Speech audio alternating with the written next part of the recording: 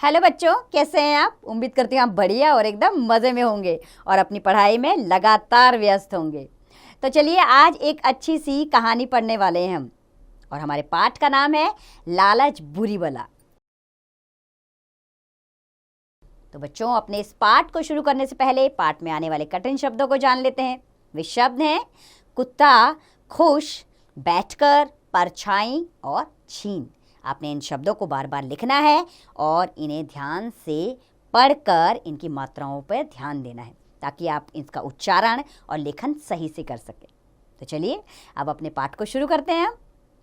किसी गांव में एक कुत्ता रहता था। उसका नाम जैकी था। वह बहुत भूखा था। भूखा यानी कि उसको भूख लगी थी। खाने की तलाश में, तलाश यानी खाने को ढूंढने, तलाश करना यानी कि ढूंढना। अब खाने की तलाश में वह इधर उधर घूम रहा था।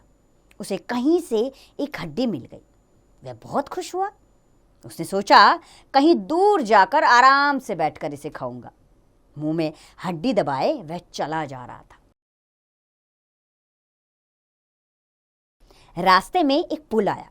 पुल के नीचे नदी बह रही थी। जैकी को नदी के पानी में अपनी परछाई दिखी, यानी कि अपनी छाया। जैसे ही जैकी पुल के ऊपर चढ़ा, नदी के नीचे उसको क्या दिखी? अपनी परछाई। अरे वाह, यह क्या! यहां भी एक कुत्ता है और उसके मुंह में भी एक हड्डी का टुकड़ा। जैकी को लगा कि यहां पर एक और कुत्ता है जिसके मुंह में भी हड्डी का टुकड़ा है। उसके मन में लालच आ गया। लालच यानी कि मन मैला हो गया, दूसरे की चीज छीनने का लालच। जैकी ने सोचा क्यों ना उसकी हड्डी भी छीन लूं। अब जैकी ने सोचा मेरे पास तो एक हड्डी है, इस दूसरे कुत्ते की भी हड्डी मैं छीनकर खा लेता हूं।